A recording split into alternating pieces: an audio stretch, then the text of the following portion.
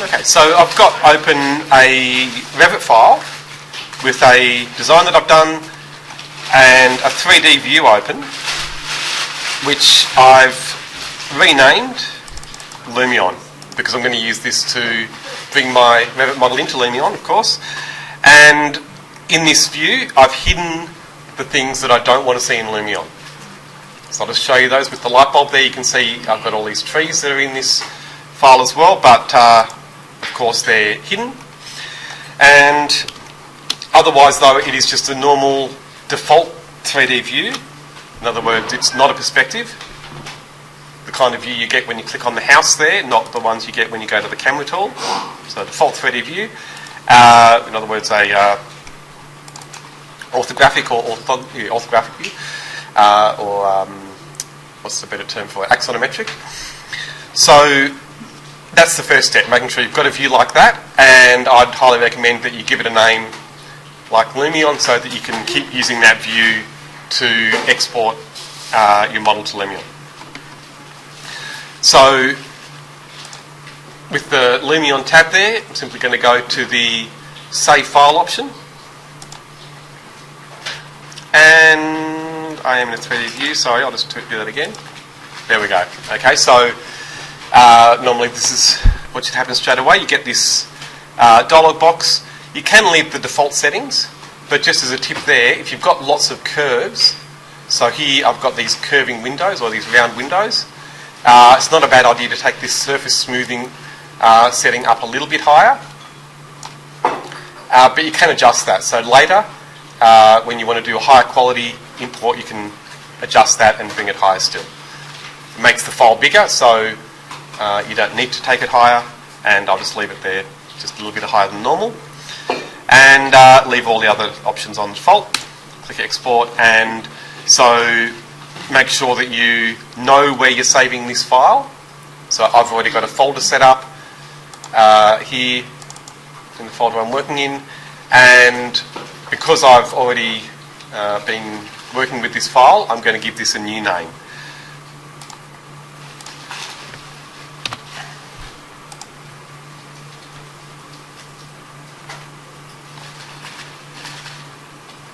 So at the stage you're at with concept models, it shouldn't take all that long to export. There we go, that's done. And now I'm going to switch over to Lumion and then start a new file or a new scene. So you can use any of these presets, but since you're mostly working in urban environments, I'd recommend probably not using the mountains or any of those others. The plain is actually pretty good, but I'm going to do the white scene.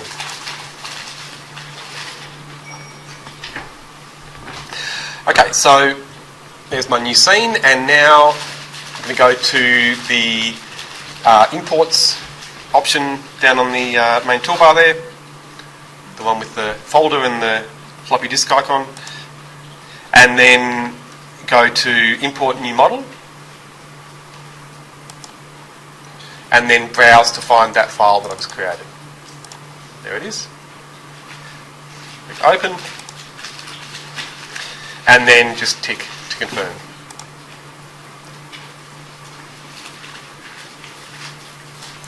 Okay, so then you need to place that model into your scene.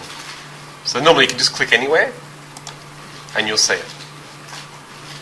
Now we're viewing down at ground level, so I'm going to use the Q key on the keyboard to lift the camera up. And then again, remembering those navigation controls, W, A, S, D. W is forward, S is backwards, A and D are left and right. So here I'm just using those navigation keys to walk back so that I can see my building from the outside. So the first step is to make sure you can find the things that you think you should be able to see. And then to rotate the camera, you can right drag. So there you can see quite clearly that I've got the same model that I had in Revit. And so it's still there in the place object mode, so you've got to be careful there not to click again, because that will place another copy of that model. So I might go to the change height option there. So you've got the move button with the standard move icon that hopefully we'll recognise, and then below that is a special move or change height option. And so then you can see this dot that's come up is actually the selection point or the node for that model. So if you've got a big model, and particularly if you've got it modelled above your 0 point in Revit, you might need to zoom out to find it. So make sure you can find that control point or that node, and then once you click, you can see how easy it is to move that up and down. Okay, so I'm lifting it up a little bit. I know how high this model needs to be. It's about that high, but to work that out, you can absolutely, yeah. Yeah, so I'll show you how to type in a second. But if you can zoom out to a point where you can see your model over the initial ground surface that extends to the horizon. So here I'm just coming backwards. I've modelled quite a lot of the roads and other things nearby. You might not have that much. So there you can see that's the white surface, the original ground. So now if I change the height, I can see there's the bottom of my model. So that's, if you know the area, that's where the train line goes through under Newtown Bridge. You might not even realise that there is a bridge in Newtown, right in the middle. You've probably all walked over it without realising. So that intersection where Enmore Road connects to King Street is actually a bridge going over the train line. And it historically was a really visible bridge, but they've extended it, so it's harder to tell now. So there we are. So I can see very clearly everything that I had in Revit now, and I can then start setting up the animation. So for your first project, you don't need to have detailed textures, or I think even entourage and a lot of the other things that you can do with Lumion will be too much at this point. So I'm going to leave that for now. If you're interested, you've got all the tools down here to place those objects down in the bottom left corner. And you can definitely experiment with those things. It's actually fairly easy, but I'm going to go straight to movie mode. So just to point out some of the main controls before I do that, over on the right hand side you can see the shoveling man. That's build mode. Next to that you've got the film strip, which is movie mode. So that then opens up these clips. I'm going to go to the first clip, it's already got it selected, and then go to record. So you can see how intuitive it is. It's the camera icon to record. And then in this view, I can still use the same navigation controls to set my first frame, my first keyframe. So I might come back and try and start somewhere that, I don't know, do people still get the train? Not many people seem to get here that way, but I'm sure most of you have gotten the train at some point. So this is the train station here. You might recognise the awning. And so coming back. Okay, so I wanted to start, yeah, maybe here. Maybe that's a bit low, so I'll slip it up a bit. So that's the point I want my animation to start. So I'm going to click the Take Photo button now. That's my first keyframe. Now I'm going to go walking up, so moving forward with the W key, and try and get a better view of the building. So we're locating the project first, and then zooming in or walking towards it. Okay, so now this is maybe an intermediate point, and I can take another photo here, and then come further forward and get a nice close-up view. Maybe bring that around to be more front on. And then again, take a photo. Sorry? No, unfortunately with the educational version, that's a good question. Yeah, so that watermark stays with the educational version, unfortunately. Okay, so that's my first clip done. I'm going to click the play button in the bottom left corner to see how it looks.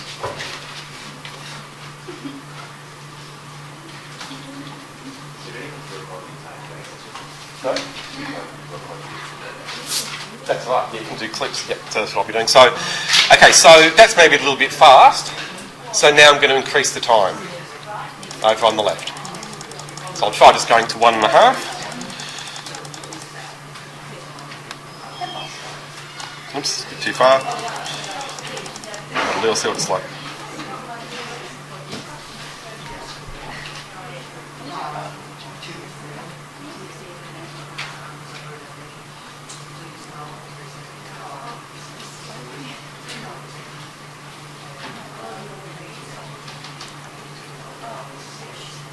Okay, so I don't mind the speed of the second half, but the first half is maybe still, it's a bit long really, so it's travelling too fast. So I want to go back and adjust that first starting point. So now you can easily go back and select one of the previous keyframes and set a new point. So here I'm just going to bring that forward a bit. Oops. Maybe get it looking towards our target, and then I'll click Take Photo, which you can see gives you the refresh icon instead of the camera icon. So it's showing it's going to update that keyframe. Now I'll test it again. So that shows you how easy it is to adjust any of those keyframes. And so that's, I think, a better starting point.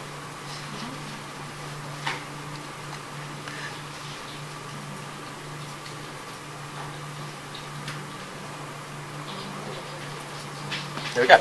Okay, so that, I'm happy with that for my first clip. So I'll pause that and then click the tick, which saves it. Now, unfortunately, there isn't an undo for most things in Lumion, but you do have that option to confirm or cancel, which is similar. So now I'm going to click on the second clip, I suppose, and then just choose record again. The lighting's great, but you've got to make the lights. Yeah. So now I'll tell you one good shortcut. Shift with those navigation keys makes it move much faster.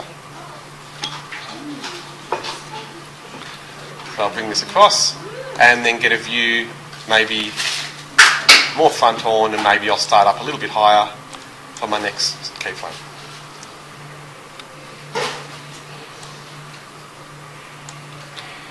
There we go. So I'll take my first photo there. Coming around, maybe I want to get this side of the building. Where I'm missing a few windows, but that's okay. It's meant to be concept.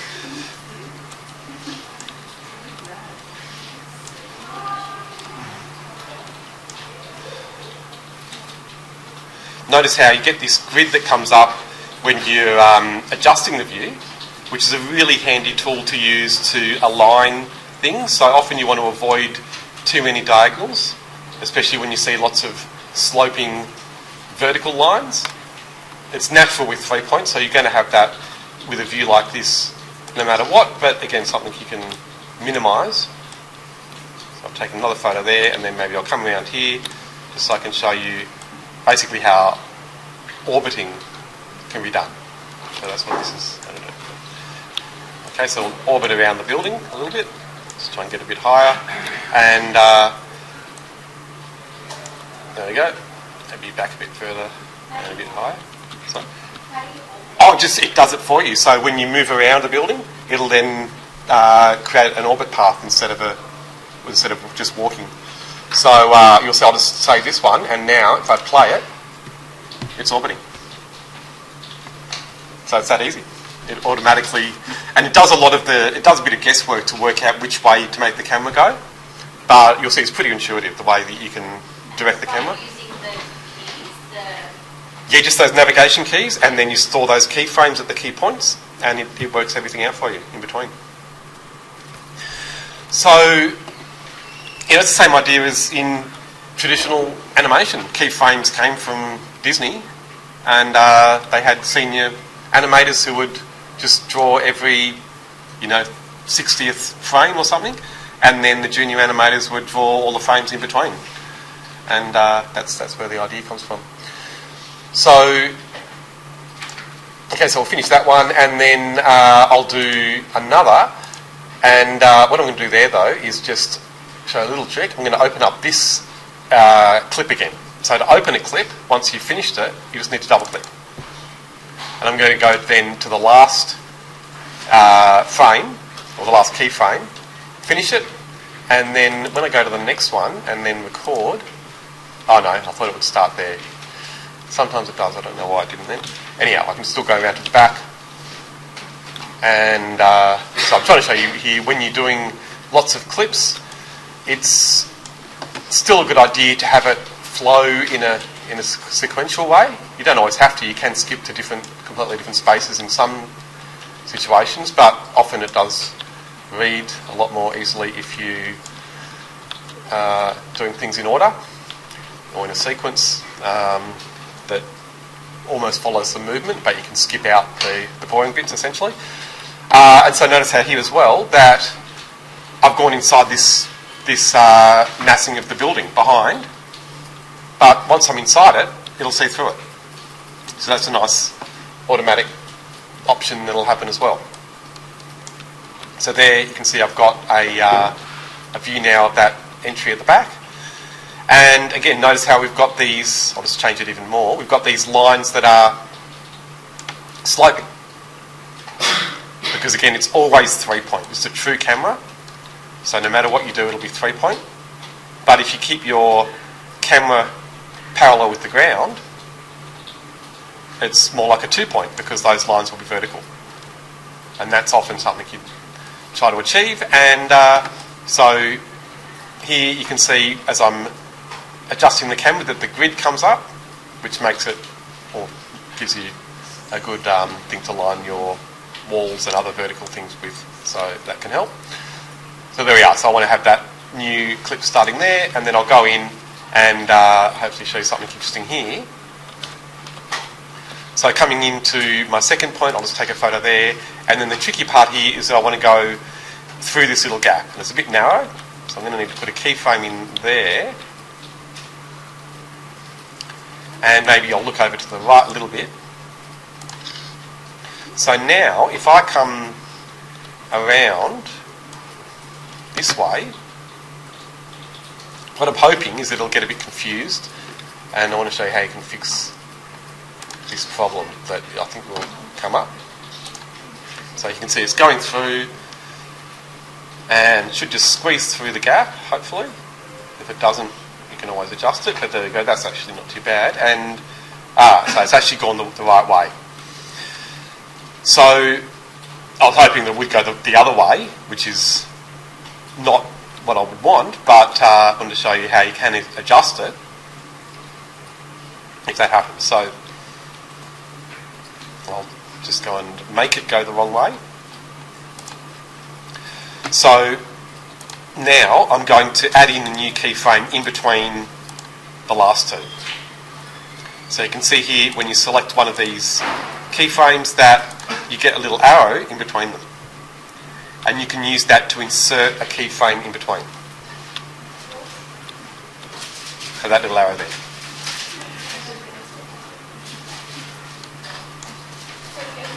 Yes, yeah, of course. Yeah, yeah. So I'll just quickly do one more keyframe and then play it through again. So now we'll go to the right.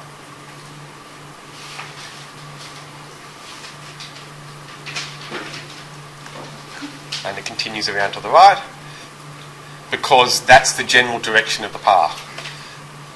But to fix that, again, I can go back and just remove that keyframe just with the trash can icon, and then it will go back to the right direction. So essentially you just need to have the points of your walkthrough and the direction of your camera generally going in the direction you want it to rotate.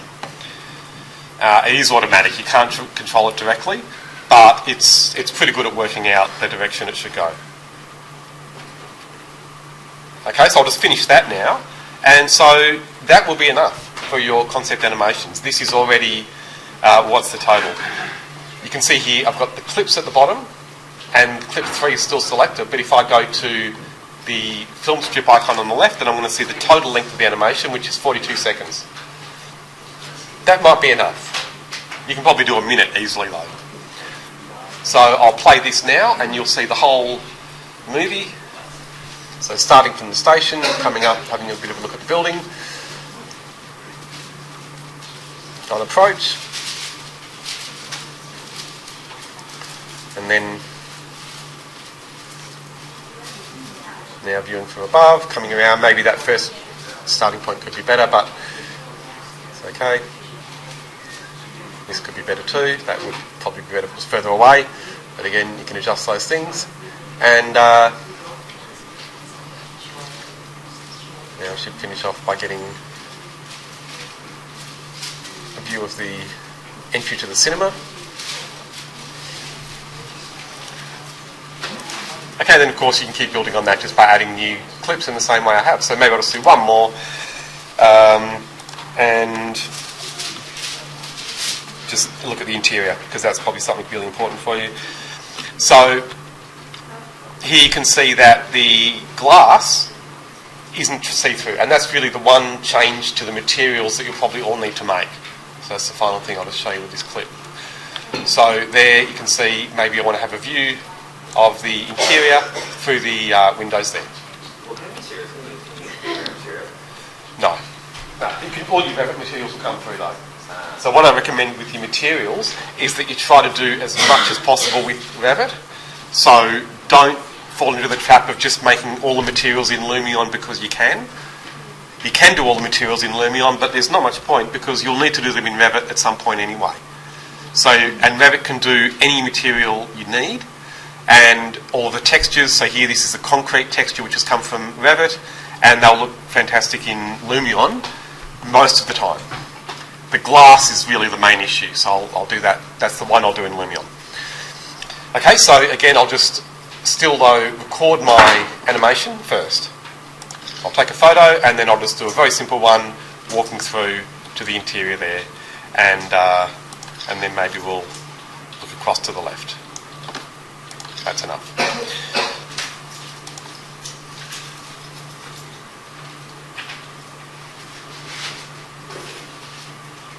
It's really nice the way it just works out a lot of the extra frames for you.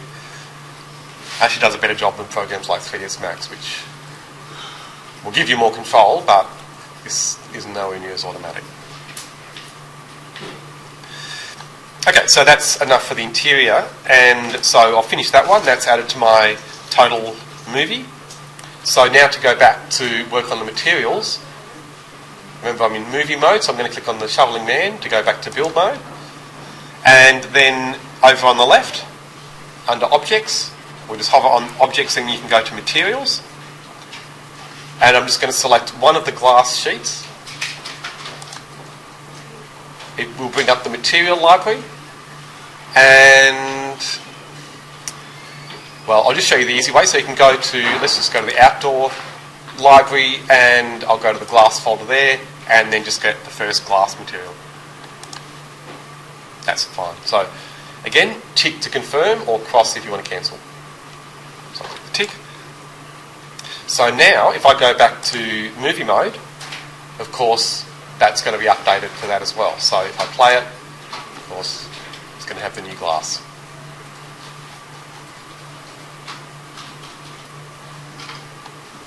Okay, so now I want to export that movie. So that's your final step to make your video file.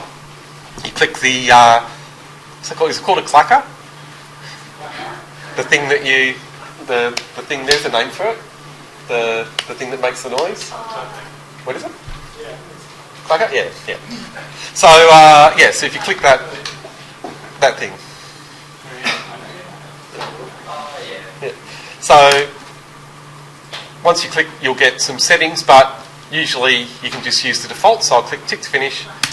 And then, again, make sure you know where you're saving your files, of course. So here I've got a folder already made.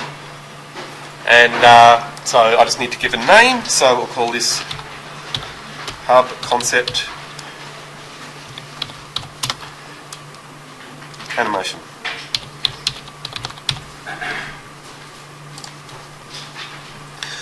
Okay, and then it's going to tell me how long it'll take to turn all of those clips into a complete separate animation file. So I'm not going to make you wait and watch all of this, but you can see down there it tells you 10 minutes, which is far faster than Revit would do it, and much faster than almost any other program. Yep. That's it. Yep. Pretty intuitive. Yep. So that's it, and so that's all you need to do to make your concept animation. If you want to explore further, you can also create still renders, lots of other things as well, but you can do those in Revit, so that might be a better way. Yeah. But I'll finish the recording now because I'm not going to make you wait 10 minutes for that. But hopefully you can get that done really quickly.